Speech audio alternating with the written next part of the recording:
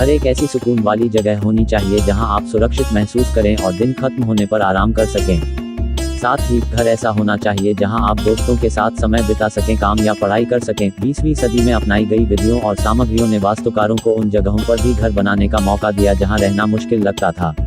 अलग हटकर सोचने वाले ग्राहकों ने घर को नए सिरे से परिभाषित किया। पश्चिमी तट के इस आधुनिक घर को कनाडा के मशहूर वास्तुकार आर्थर एरिक्सन ने डिजाइन किया था। लिविंग एरिया का मुख्य हिस्सा लकड़ी की बीम और कांच से बनाया गया। 4 मंजिला घर का प्रवेश द्वार सबसे ऊपरी मंजिल पर बनाया और सबसे नीचे की मंजिल प्रशांत महासागर के किनारे की चट्टानों पर टिकाई। हर मंजिल में खुली जगह छोड़ी गई जहां से प्रशांत महासागर को देखा जा सकता था। कैलिफोर्निया के पाम स्प्रिंग में बने इस खूबसूरत घर को वास्तुकार जिम जेनिंग्स ने बनाया था। इस घर में बीम और कांच की डेजिट मॉडर्निज्म शैली को नहीं अपनाया गया है। इसकी जगह लिविंग एरिया को 2.4 मीटर मोटी कंक्रीट की दीवार से घेरा गया है जिसके ऊपर स्टील की छत डाली गई है। डेजिट हाउस में 2 आंगन हैं जहां से बाहर के नज़ारे दिखते हैं, पाम ट्री, सैन जेसिंटो पहाड़ और नीला आसमान। वास्तुकार बर्सी चेन स्टूडियो ने एजलैंड हाउस बनाने के लिए देसी अमरीकियों के पिट हाउस को मॉडल के रूप में चुना।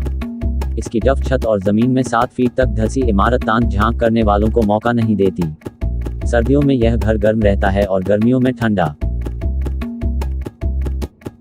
जापान के इबाराकी प्रांत की 1 मंजिला झुकी हुई इमारत लकड़ी से बने 2 खंभों पर टिकी है। 2 खंभों के अलावा इमारत का पूरा भार पहाड़ी ढलान पर है। यह घर 2 हिस्सों में बनता है। लंबे हिस्से में लिविंग स्पेस है जबकि छोटे हिस्से में सोने के कमरे हैं। 1960 में होना सिगरॉडोशर आइसलैंड की पहली पेशेवर महिला डिजाइनर बनी। कुछ साल बाद उन्होंने आधुनिक टफ हट जैसा यह घर बनाया। सिगरॉडोशर ने आइसलैंड के कठिन मौसम से घर वालों को बचाने के लिए उन्होंने मिट्टी के 3 टीलों का इस्तेमाल किया। यह घर ब्रुटलिस्ट तकनीक का इस्तेमाल करके कंक्रीट से बनाया गया है जिन पर कोई प्लास्टर नहीं है।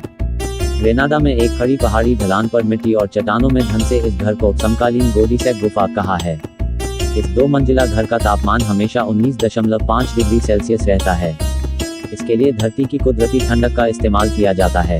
इसकी छत बनाने के लिए धातु के घुमावदार फ्रेम पर कंक्रीट के 2 स्तर डाले गए हैं। उसके ऊपर हाथ से जस्ते की टाइलें जोड़ी गई हैं।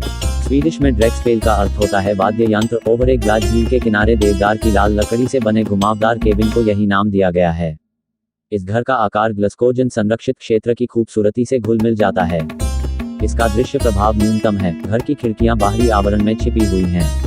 केबिन के अगले हिस्से को झील की धारा के ऊपर बनाए गए कैंटिलीवर तक बढ़ाया जा सकता है। खिड़कियों से पानी की कलकल को साफ साफ सुना जा सकता है। चिली में नेविडाड के चट्टानी तट पर एक गहरे शेल्फ में यह छोटा सा घर 3 तरफ से प्रशांत महासागर से घिरा है। इसकी ओपन प्लान छत महासागर की विशालता को देखने के लिए एकदम सही है जबकि घर की बाकी जगह सोने और खाने के लिए है। पूरी छत एक विशाल देग की तरह दिखती है। इलिनॉइस के ओक पार्क उपनगर में फ्रैंक लॉयड राइट का घर और स्टूडियो बेमिसाल है। शीर्ष आवास की कोन पर झुकी छतें, मेसोपोटामिया जैसा आकार और स्लिट खिड़कियां सौर ऊर्जा के अधिकतम इस्तेमाल के लिए डिजाइन की गई हैं। वास्तुकार दंपति जॉन कैप्लिकी ने सेना के पुराने बैरक को मालाटोर हाउस में बदला है। 2 कमरों का यह घर 1998 में बनकर तैयार हुआ था। इसकी प्लाईवुड छत पर घास लगाई गई है जिससे बाहर से पता भी नहीं लगता कि यहाँ कोई घर भी है। पहाड़ी के अंदर कोई घर है। इसका एक ही सुराख छोड़ा गया है, एक अंडाकार खिड़की मानो समुद्र की ओर देखती आंख।